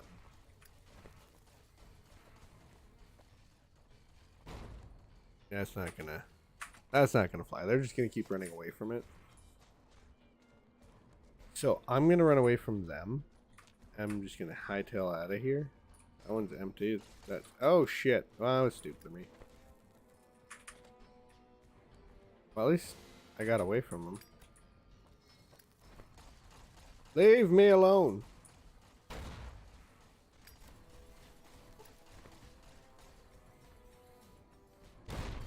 There. I got him to stop, didn't it? Plus, I still get the handgun. The little laser pistol. Why take all this stuff? How's that? Dog meat. Cram. Fresh potato. Iguana on a stick. Some pork and beans. Just get out of there. Yeah, so because I don't want to ask the NCR, I'd rather just start hucking grenades at them as much as I would them. I think this is it for that. I'm not gonna be. Well, yeah. What if I make Deputy Nut? What's his face there? Deputy, I'm not brave. How about I just steer clear of the town altogether? I could just follow the tracks.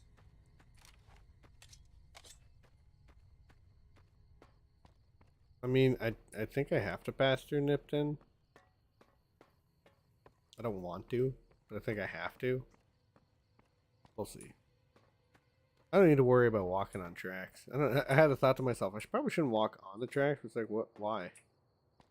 What would it matter?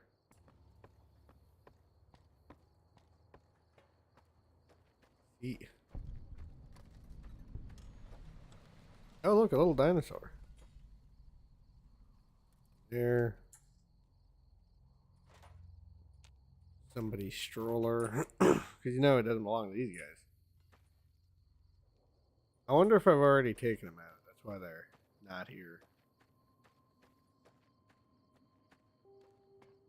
Quiet. I probably took them out. Oh my god, what is that? Oh, they're just friggin' sheep. That's fine. I'm sorry, I didn't mean to get scared by you. I didn't know what you were. Oh god, don't get angry. Oh boy. I'm just trying to follow the tracks, guys. Relax. Oh, Jesus, Murphy. That wasn't smart of me, was it? Oh, boy. No, no, no, no, no. Stop it. Oh, crap. It's true, isn't it? I'm leaving there with no ammo. Why are these... You son of a gun. Ow.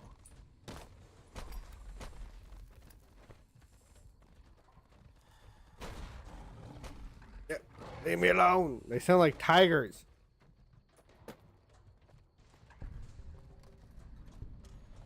Why are they chasing me? Leave me alone. Go away. I've had enough of you. Holy Christmas in a handbasket. Okay. Well, that's another part of my journey I failed at. You think they're gone? I don't think so. I still hear music. Oh, shit. Look at them. They see me. Oh, no. Slammed into the keyboard by accident. Oh, Jesus. There. That takes care of one. I got another one over there. Nope. I'm gonna end up dead.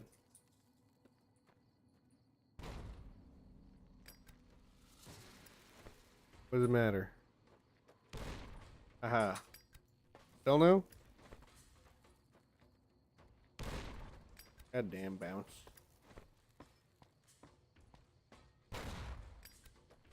Stupid bouncing grenades. There. I've never used grenades. Alone TNT. It's... Well, no, that's not true. I like grenades. I use them in Well, I used to use them a lot in Halo. Pretty fun to use in Destiny.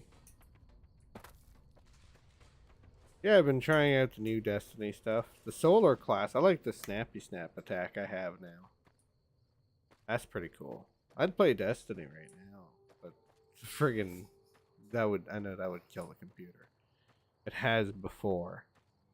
Oh, a camp? That can't be good. That's never a good sign. But lights. Oh. Yep, I thought so. Oh boy. Well, that's a good sign.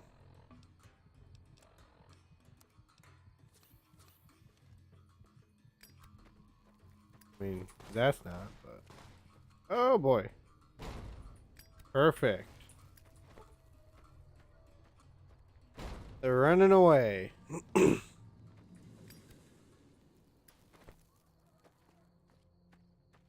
Come on. I got him with a crit. I don't know how that makes any sense, but I did. That was awesome. It was like a perfect arc or something. That's what it wanted to tell me. Yeah, I might need some of those. Well, I'll just take all your clothes. How's that? Dead Prospector. Well, I'm going to take your cards. I'm going to take your Dirty Water. Take your Sounds 22 pistol. Those. Whatever those are. So, that's it. Prospector's Den. So you guys just came and descended upon these people. These fine people one day. Cowboy Repeater. Take all your armor. You're another one? Yeah, you're another Dead Prospector. Well, you got that. You got that. You got Caravan Shotgun. We'll take that. And we'll go into his Prospector's Den. So we're just on the other side of the... Whatchamahoot, huh? We're busy.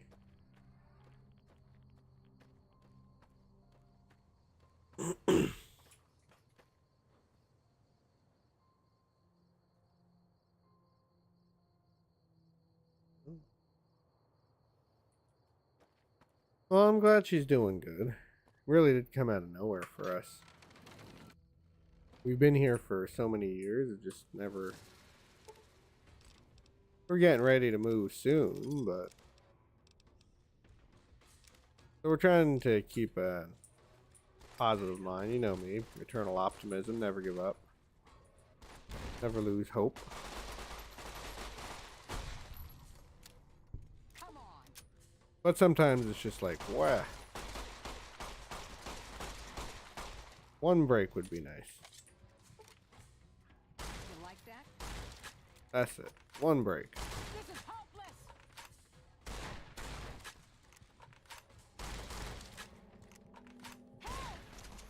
You like that? You like that? Shit. Will something just wipe her out?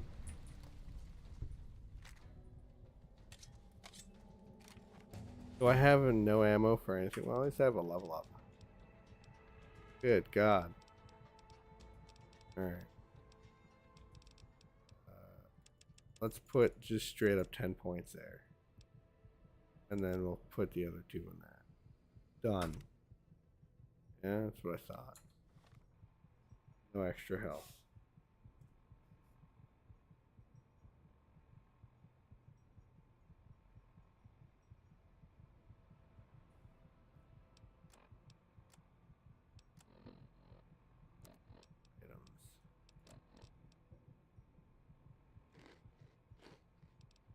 Either way, I'm looking for... There's a few things I've seen for... just summer work. If that's what I have to do in Cornwall for the next 2 months. But we seem pretty set right now for at least a month or 2. Which is a good thing. Really...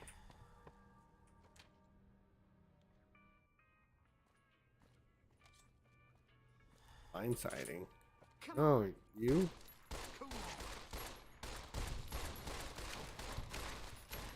Holy Christmas! I deserve that. Oof. I'm just getting wiped out. Okay. Let's use that last one. Let's get out of there. Come on.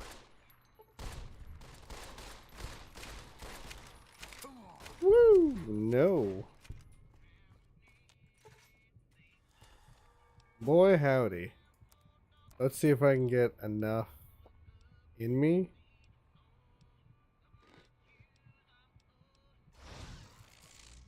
Super stim pack. Glad that's over. Is it? Is it really? I snuck them. Oh, I forgot I have that heater. That's not what I meant to do. Now I'm too heavy. Wanted the ammo. Could fix my handgun now. That's true. Don't have anything worth fixing with a knife. Okay. Weapons. We could have a submachine gun pistol now. Can't repair it. Neither here nor there. I have a submachine gun pistol now.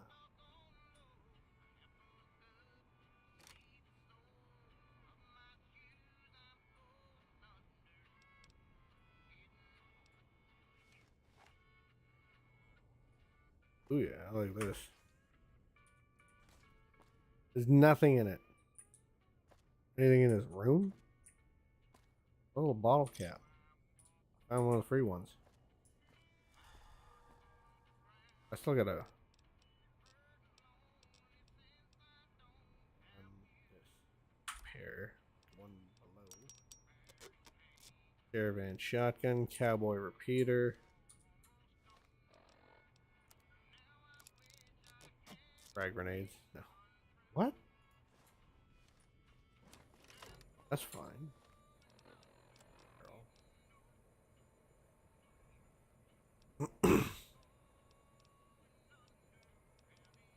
Do I have any upgrades? I don't think so. No. There. Cool. So then we'll just drop that stuff. And now I can carry the flamethrower. Who wouldn't want a flamethrower? Made a breakdown. I don't want to break them down. I want to make them. I don't have enough.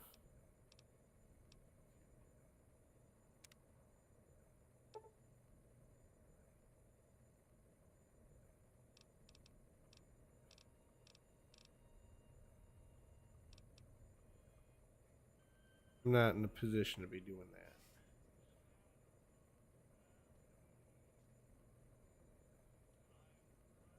Open up. Mercenaries grenade rifle. Long fuse dynamite. Laser pistol. Where is cowboy repeater? So we'll go with that. Then caravan shotgun. Submachine gun. Do it right. Okay. What did I miss then? Damn it. Now what did I do?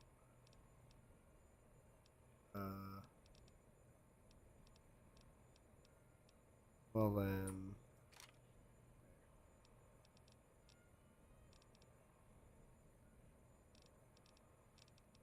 Uses all that ammo anyway.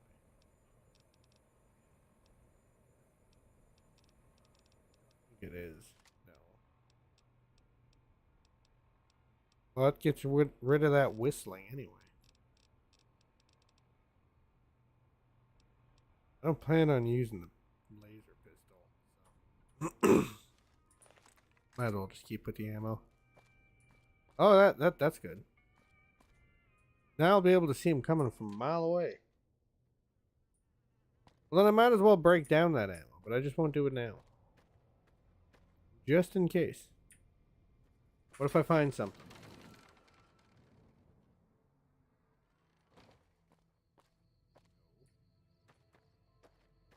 Yeah, see, that's where I'm headed. I don't really want to. See, I guess I can't really bypass Nipton. Guess I'm headed towards it either way.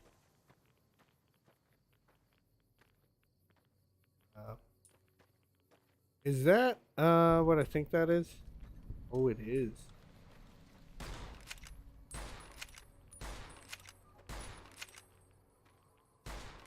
Am I not hurting it?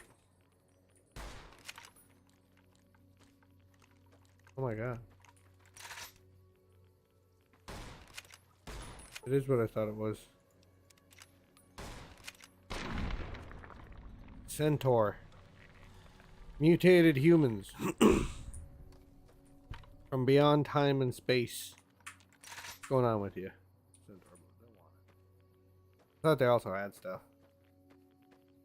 So this is just a radiation field, huh? Okay. Well, when I find the road again, I'll just head up to Nipton. I am gaining radiation like crazy. Oh, I'm not going in that. I'm going around. I'm going to need a doctor from as soon as I find one. I forget what lives in the sandstorm, but no, I don't want to go in there. That's gonna suck.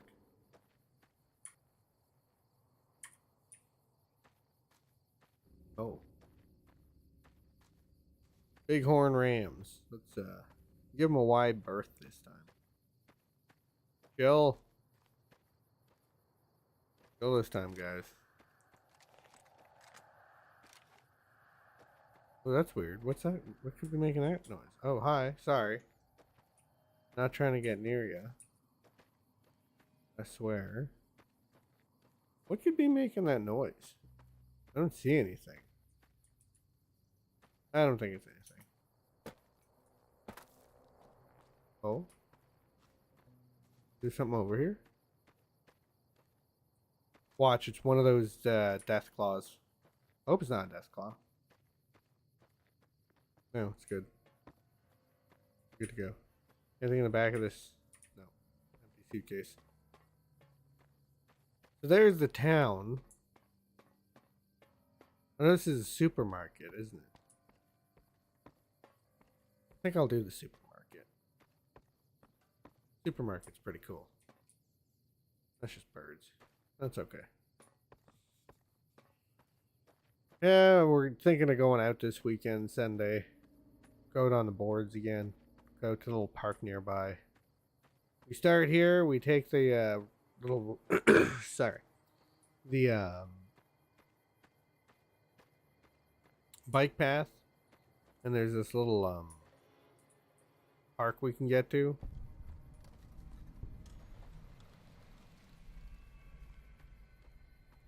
Oh my god. Romans. Always gotta be Romans. Yo, what's up? I see you bringing back the old ways, huh? Don't worry. I won't have you lashed to a cross like the rest of these degenerates. It's useful that you happen by.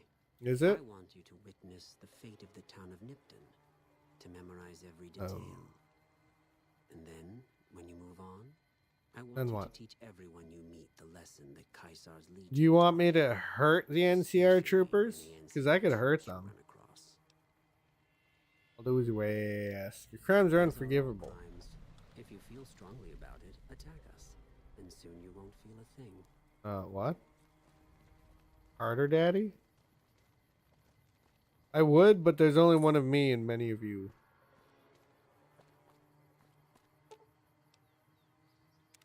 Remove them would, okay. What about you? Okay. Alright.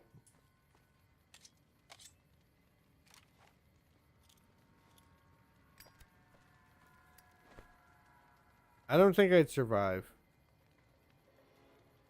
Really don't. But we'll try.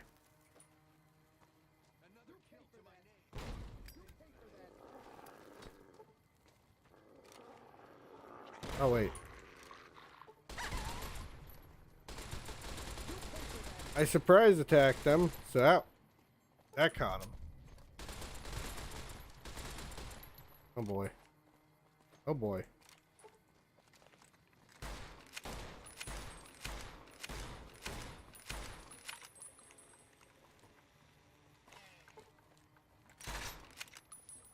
I hear him. Oh. I hear a saw. No, I'm not getting this. Woo! Jeez, my throat.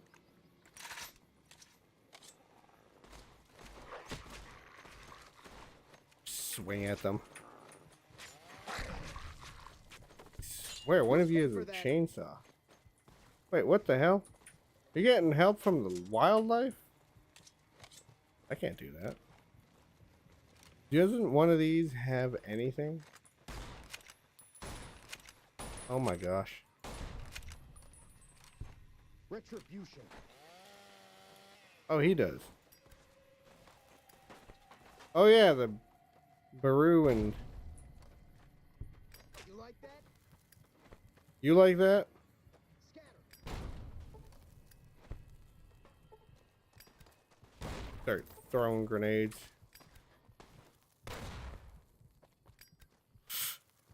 This is not working out the way I thought it would. I've almost got him.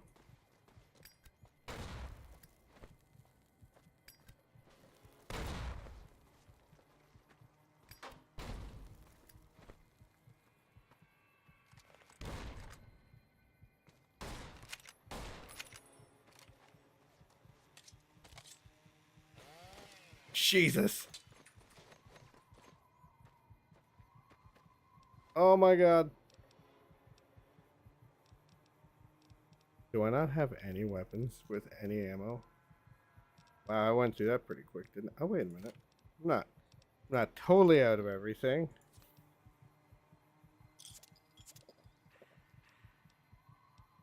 We might be able to pull this off.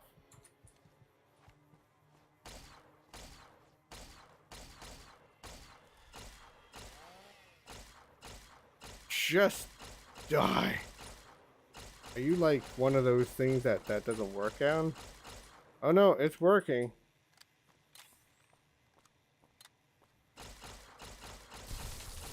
There.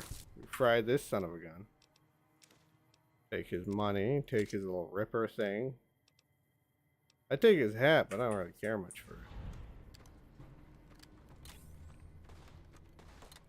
I don't know what that quest is. I'm just failing quests left, right, and center. Just your turn.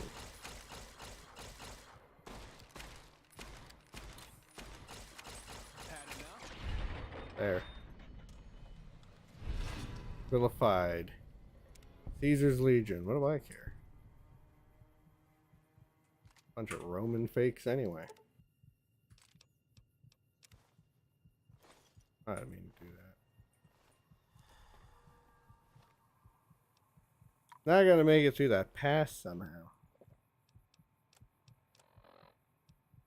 Do I have anything with like a proper bullet count?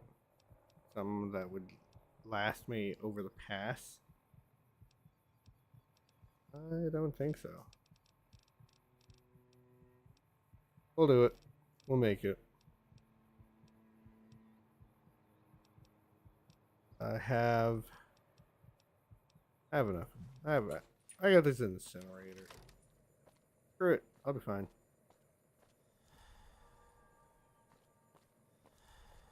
I think there's like scorpions in this pass and everything, but I'll be fine. I'll live. There shouldn't be any reason I can't make it through the pass. Oh, wait. There's dynamite and stuff up here. Oh, lovely. They're going to try and mug me. Bighorns, aren't they? It's that guy. I see him now.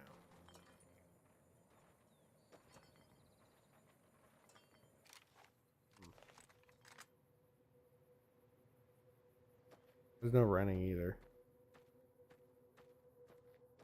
I should not have done that.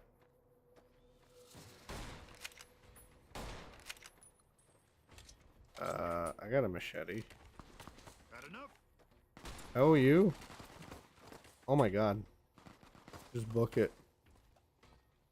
Getting to Vegas is hard. I forgot. Oh boy. Now you're coming out of nowhere. Oh shit. I totally forgot. That's what I mean. Explosions on the ground.